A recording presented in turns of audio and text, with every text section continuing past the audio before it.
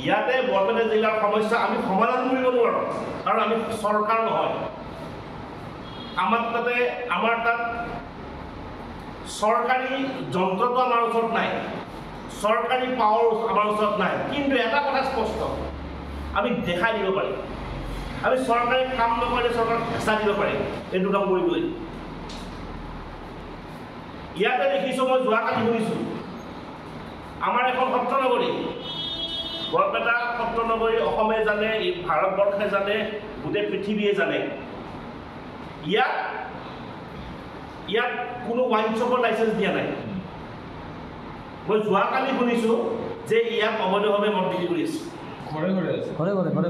অবৈধভাৱে মদ বিক্ৰী কৰি আছে, অবৈধভাৱে ড্ৰাগছ বিক্ৰী কৰি আছে, অবৈধভাৱে গাঞ্জা বিক্ৰী কৰি আছে।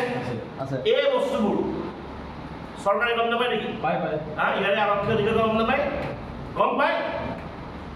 যদি গম নাপায় আজিলৈ ভিডিঅ' শ্বেয়াৰ কৰিব বা আপোনালোকে ভিডিঅ' বনাই দেখাব এইটো হৈ আছে। য'ত চৰকাৰে পাৰ্মিশ্যন দিয়া নাই ৱাইন শ্বপ খুলিবৰ বাবে, কিয় দিয়া নাই? সত্ৰ নগৰী এইটো কাৰণে দিয়া নাই ন? য'ত চৰকাৰে দিয়া নাই, এইবোৰ চৰকাৰৰ উদ্ধৱ নেকি যোনে যোনে কৰি আছে? মই নামবোৰ নাজানো, সেইকাৰণে মই কৈছোঁ এইটো আমি চৰকাৰ, এইটো আমি গৈ বন্ধ কৰিব নোৱাৰোঁ, এইটো আমাৰ কাম নহয়। আমি তাতে জোৰ জবৰদস্তি কৰি বিভিন্ন দলসংগঠন, বেলেগ ধৰণৰ দলসংগঠন আছে, তাত জোৰ জবৰদস্তি কৰি মাৰপিট কৰি বন্ধ কৰাই দিব, সেইটো আমাৰ আইডিঅলজি নহয় দেই, সেইটো আমাৰ আইডিঅলজি নহয়। এইটো দুনিয়াখন বৰ্তমান এনেকুৱা হৈছে, মানি ইজ এভৰিথিং।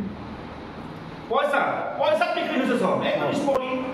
বৰপেটা জিলা সমিতি, বৰপেটা বা আমাৰ এটা বিভিন্ন ধৰণৰ আঞ্চলিক সমিতিবিলাক আছে, এইখন যদি ষ্ট্ৰং কৰিব পাৰোঁ। আজি আমি 50জন ল'ৰা আছোঁ, কালি যদি এমাহ পিছত, দুমাহ পিছত, 3 মাহ পিছত যদি এটা 500জন ল'ৰা হৈ যায় ইয়াতে বৰপেটাত, কৰকচোন এইবিলাক কৰি দেখাওক, কৰকচোন কৰি দেখাওক। একো নাই, কিবা হ'ব, চিধাকৈ চবেই যাব, আমাৰ চবেই যাব যে ভাই সত্ৰ নগৰীত বদনাম নকৰিবি, আজি ৱাৰ্ণিং দিছোঁ, কালি কিন্তু এক্সাইজ হওক কোনোবা হওক লৈ এদিনটো বন্ধ কৰে। এই স্পষ্ট কথা। তুমি বেলেগ বেপাৰ কৰা,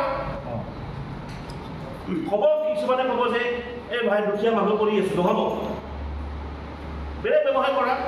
তোমাৰ কাৰণে 4টা বেপাৰ বেয়া হ'ব নাই?